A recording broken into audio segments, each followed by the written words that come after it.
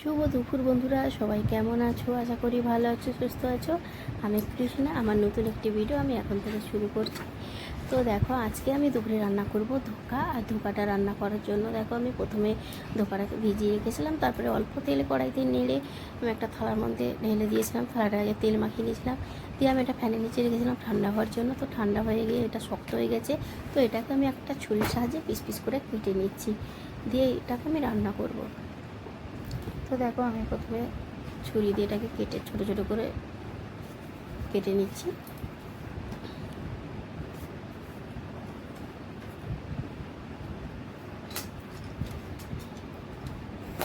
খুব সাবধানে করছি যাতে ভেঙে না যায়, সেই কারণে।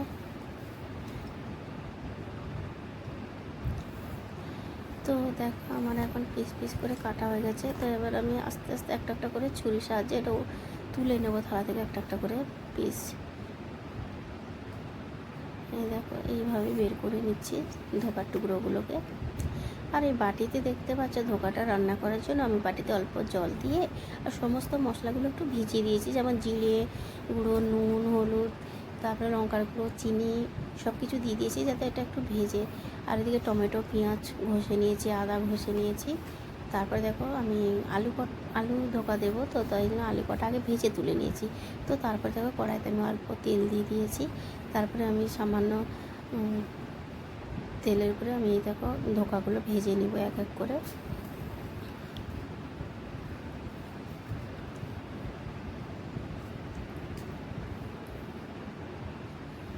খুব একটা বেশি তেল দেইনি, কারণ সামান্য তেল দিয়েই ভেজে অল্প অল্প করে ধোকাগুলো দিয়ে আমি ভেজে তুলে নেব। তারপরে আমি দেখো এই ধোকাটা তুলে নিয়ে আবার কয়েকটা ধোকা ছেড়ে আমি চলে গেছি। আবার দেখো, মেয়েরা পড়ছে, ওখানে গেছি, দেখছি কী করছে ওরা। ওরা না মাঝে মাঝে কী করে বলো, পড়তে পড়তে না ছোটোটা খুব বদমাশ আছে জানো তো, শুধু ওর দিদিভাইকে ডিস্টার্ব করে, একটু ফাজলামি করে। ওই জন্য একটু গিয়ে বসে দেখে এলাম যে কী করছিস বলে। তারপরে দেখো, আবার চলে এসে ধোকা কটাকে আমি আবার উল্টে নিচ্ছি, দিয়ে আমি আরও কয়েকটা ধোকা আমি আবার তেলের উপরে ছেড়ে দেবো।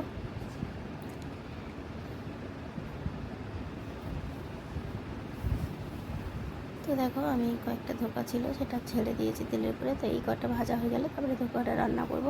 তারপরে দেখো, তেল দিলাম অল্প, তারপরে জিরে তেজপাতা ফোড়ন দিয়ে পেঁয়াজ টমেটো ঘষাটা আর আদা ঘষাটা দিয়ে দিলাম। তারপরে এটাকে নুন দিয়ে এটাকে ভালো করে ভেজে নেব।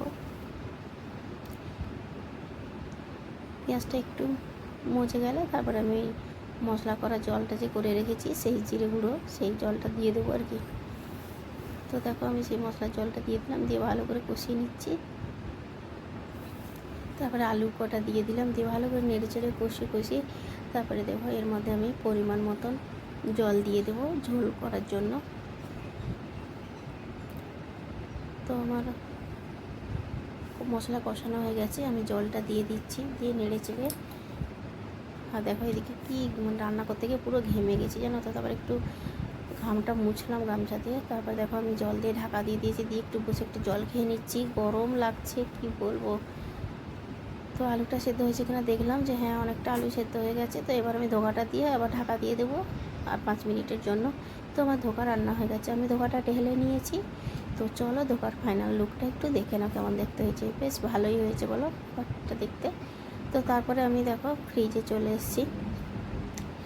তো কুদরিগুলো ধুয়ে রেখেছিলাম, শুকিয়ে গেছে, ওটা ফ্রিজে তুলে দিলাম। তারপরে আমি রান্না হয়ে যাওয়ার পর যে বাসনগুলো ছিল সেগুলো আমি মেজে তুলে দিচ্ছি, কারণ এগুলো রেখে দিলে আবার রাতে খাওয়া দাওয়া হবে, সেই বাসন বেরোবে, তখন অনেক বাসন হয়ে যাবে। তাই রান্না হয়ে যাওয়ার পরে গ্যাস ট্যাসগুলো মুছে নিই, আর যে কটা বাসন হয়ে কড়াই খুন্তি সেগুলো সব মেজে নিই হাতে হাতে। তো আমার বাসন মাজা হয়ে গেছে, এখন আমি গ্যাসটা পরিষ্কার করে মুছে নিচ্ছি। তো মশলা কষালে তো এই দেয়ালগুলোতে তেল ছিটায়, সেগুলো মুছে না নিলে দাগ ধরে যায় হলুদ হলুদ। তো দেখো, মুছে নিয়েছি, বেশ পরিষ্কার হয়ে গেছে গ্যাসটা। এখন টাটা, সবাই ভালো থেকো, দেখা।